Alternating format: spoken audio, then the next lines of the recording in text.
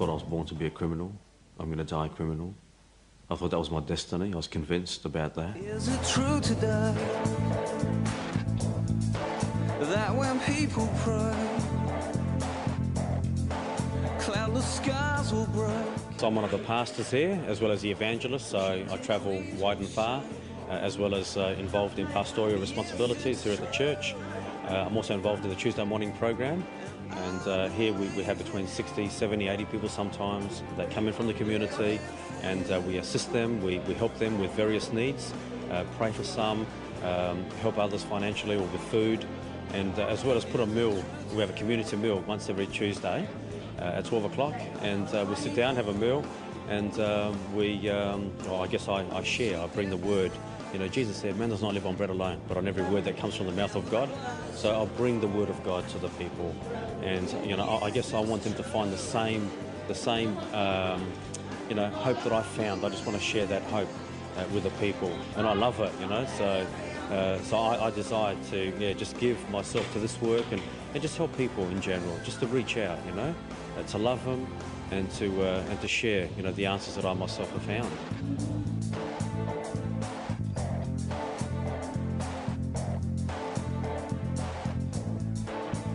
So Nick, can you tell us a bit about your family? Mate, my father was a tyrant. He ruled the house with an iron fist. You know, if I did something wrong, you know, he would, mate, literally kill me. You know, take out the belt, mate, just bang, bang, bang. You know, whack. You know, just wouldn't stop. Or lift me up, stick me under the water upside down as a means of discipline. I used to think that everybody lives like this, that it's a common thing, you know, to see your mum getting dragged up and down the hall, you know, kicked and punched, and but I realised that that's not the way, you know, it should be.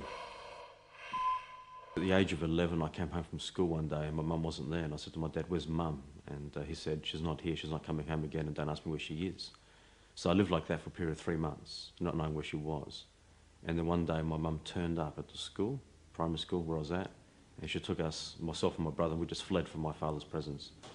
And just literally with the clothes on our backs. Ended up in a little house, no furniture, a table with 3 chairs. For a lounge we had just a blanket that we sat on. Someone gave us a black and white TV set. My mum slept on the ground with a little alarm clock that would wake her up so she can go to work in the morning.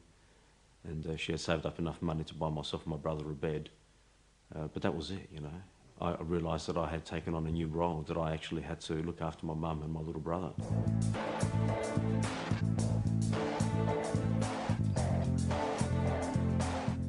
You know, I'd often hear my mum go to bed at night crying and just wondering, you know, how we're going to pay the bills. So I guess I started stealing, and started stealing yo-yos and flick knives, actually. And started a bit of a business at school, selling them half price. You know, so I had quite a business actually happening, you know. So I started saving money, started buying things, bought a fridge and a telly and paid some bills, and the money started coming in. And I guess I look back now, that was my apprenticeship. I met Nick roughly about 27 years ago in Croydon when I first moved there. We grew up in a pretty violent society, so only support we had back those days is each other, you know, just the boys. That was the brotherhood we had, because we weren't getting any support at home, you know. The teacher used to remind me of my dad, one of my teachers. So I used to hate going to school, so I decided to burn it down. You know, so that was my way of just dealing with problems, you know. I thought, man, I don't want to go to school.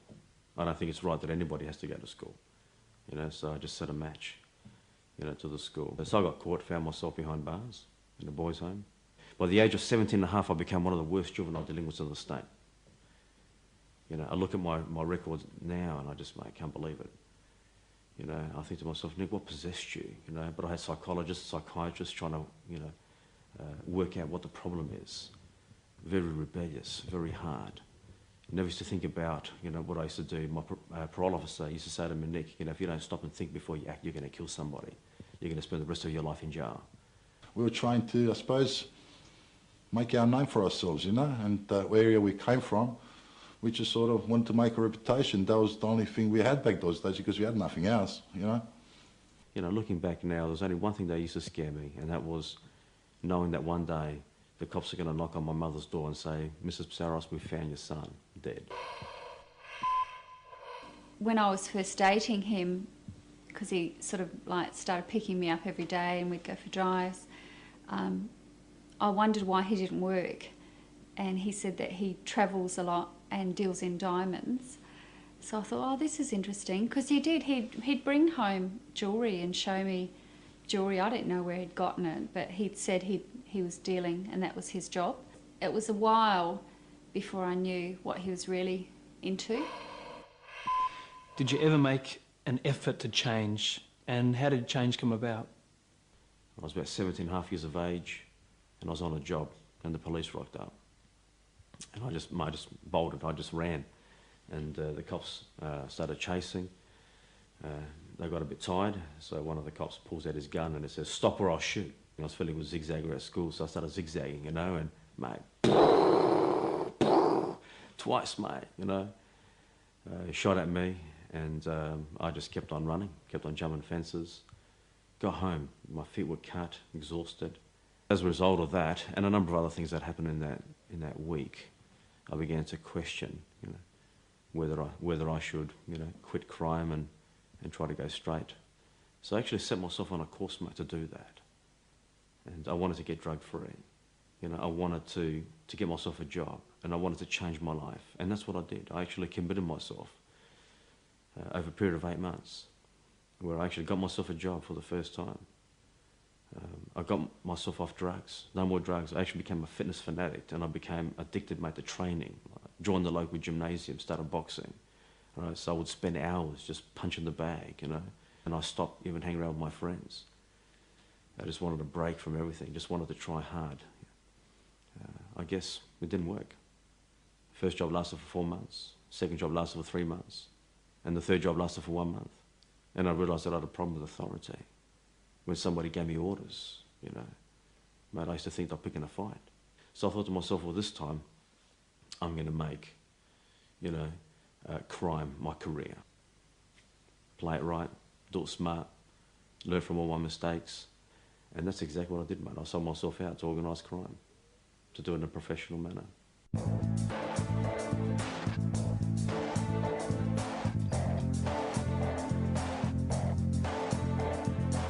I still remember sitting around the kitchen table, got out a blank piece of paper, and I began to write down all the things that I thought I needed to make me happy.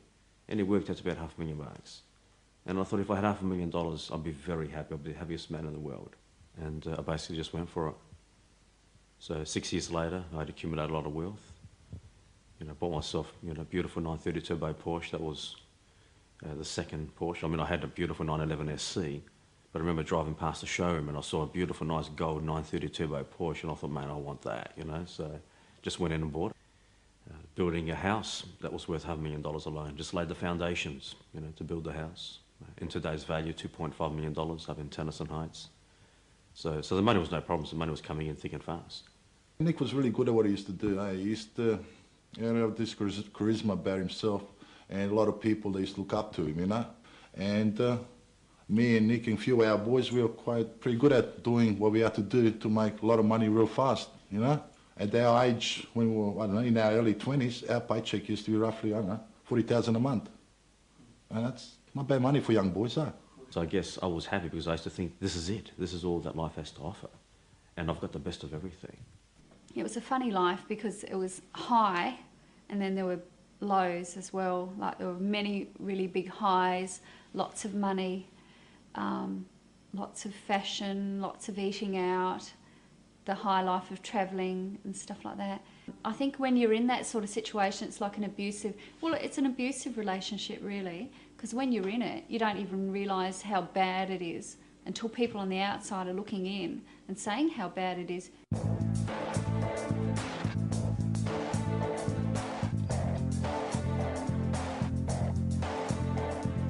It was only through a friend of mine, a friend who was, you know, a partner in crime. This guy was a drug dealer, drug user, and his life was spiralling out of control. He was using, mate, hard drugs. He'd just been to Thailand for a couple of weeks. You know, he got back, mate, looked like death warmed up, and I'm shaking him, telling him, buddy, mate, open up your eyes and have a look at yourself, you know, what are you doing? But no matter what I said, my words just fell to the ground.